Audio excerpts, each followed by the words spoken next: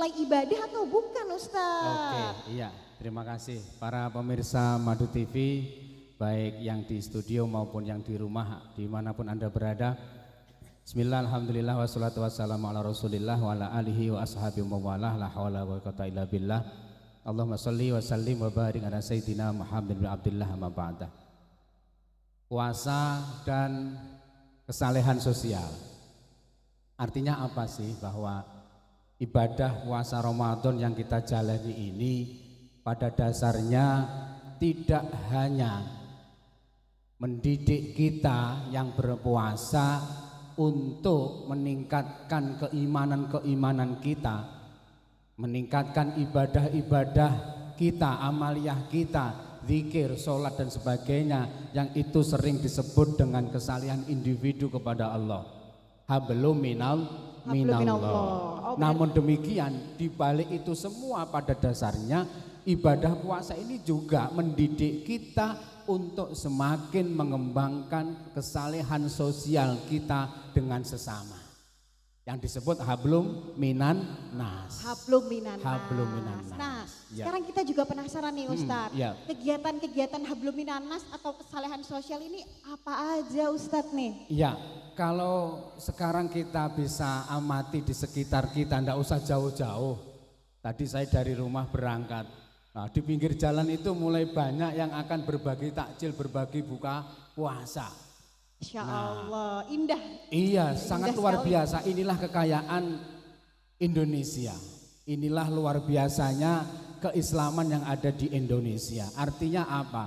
Betapa ibadah yang dinyatakan bahwa as-saumu li, bahwa puasa itu katanya hanya untuk Allah. Karena memang ibadah puasa ini ibadah yang privasi kita langsung kepada Allah Subhanahu wa taala. Kalau ibadah sholat, ibadah haji, zakat dan sebagainya itu masih ada kaitannya dengan sesama kita. Artinya bahwa pahala itu tidak langsung kepada Allah. Sementara kalau puasa itu langsung kepada Allah.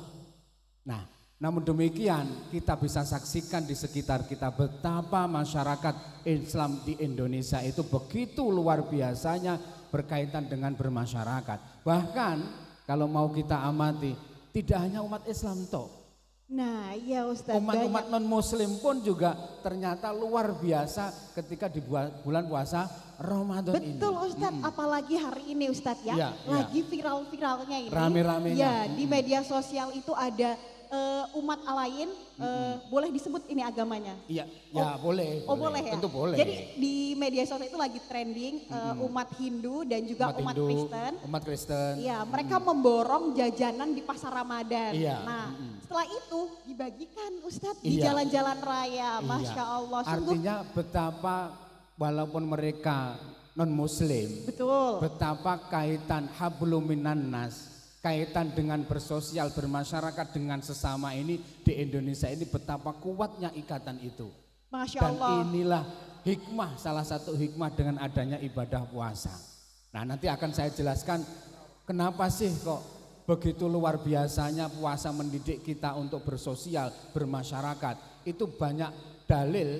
Dalil itu tidak harus ayat Al-Quran atau hadis, tidak ya. Tapi dalil itu juga bisa kita ungkapkan dengan sesuatu yang masuk dengan logika akal kita. Nah, banyak sekali nanti bagaimana sih secara logika kita puasa ini mendidik, mengajari kita untuk hablum minannasnya ini baik, kesalehan sosialnya baik, bahwa manusia adalah makhluk sosial. Nah, kita memulainya gimana nih Ustadz? Untuk kita bisa memulai hablum minannas atau memulai kesalehan sosial ini, memulainya bagaimana Iya, Ustadz? begini.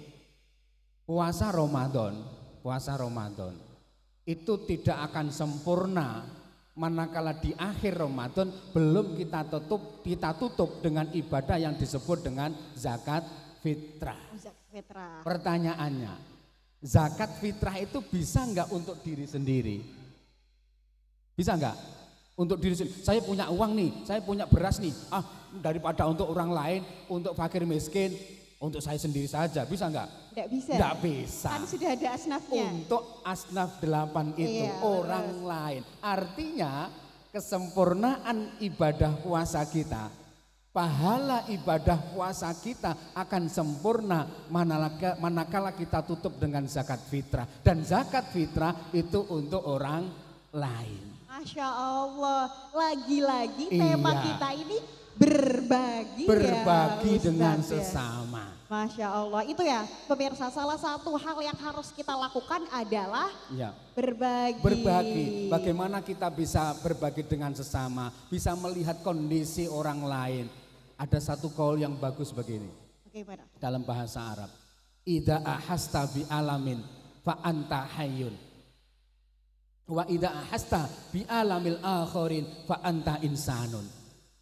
Jika engkau bisa merasakan sakit, dicubit nih, aduh sakit, nah gitu kan. Nggih, leres pasti. Ketika kaki tersandung, Nggih. sakit kan begitu ya. Nggih. Berarti buktinya kita itu hidup. Loh Nggih, iya kan, betul, kalau betul, orang betul. mati dicubit kan tidak terasa toh. Leres. Iya.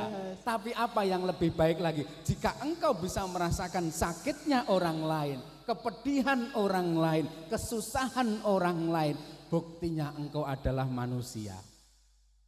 Jadi Gitu. kalau kita mau disebut manusia harus berbagi dengan Sesama manusia.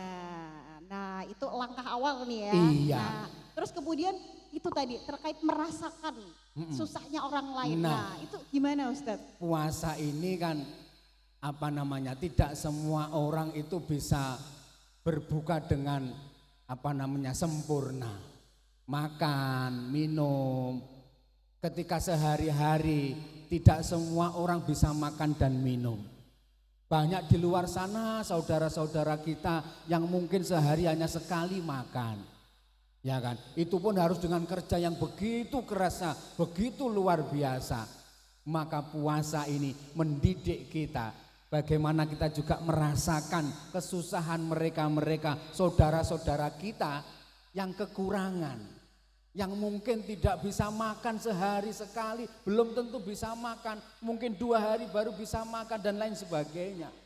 Inilah momentum yang terbaik bagi kita selaku umat Islam untuk bisa merasakan betapa puasa ini mendidik jiwa-jiwa kita untuk bermasyarakat yang baik. Mendidik kesalehan sosial kita. Tidak hanya kesalehan individu kepada Allah, sholat, ibadah dan lain sebagainya, tidak. Namun juga kesalehan dengan sesama. Ini yang disebut dengan kesalehan sosial. Dan itu ada di bulan puasa Ramadan.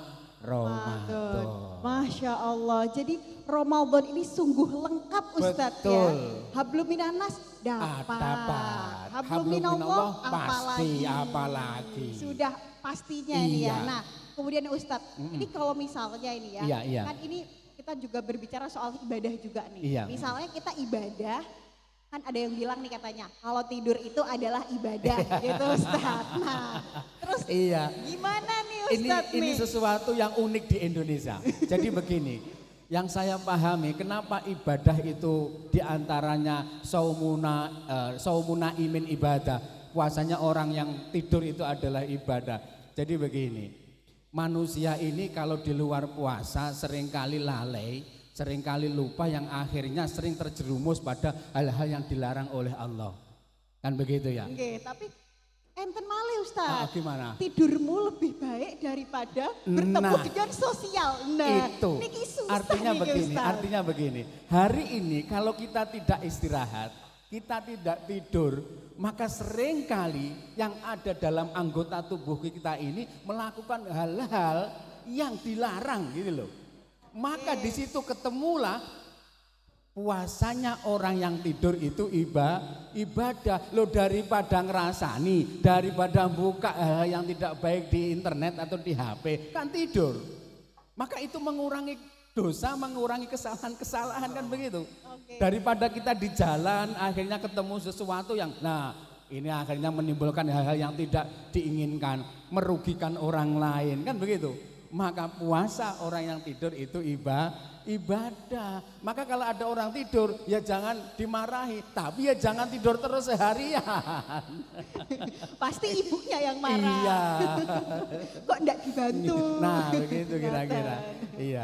Nah lagi nih Ustadz, Iya. kan ini kita pengennya lebih dekat nih ya pasti dengan namanya juga kesalehan sosial, Iya, pastinya iya. lebih dekat dengan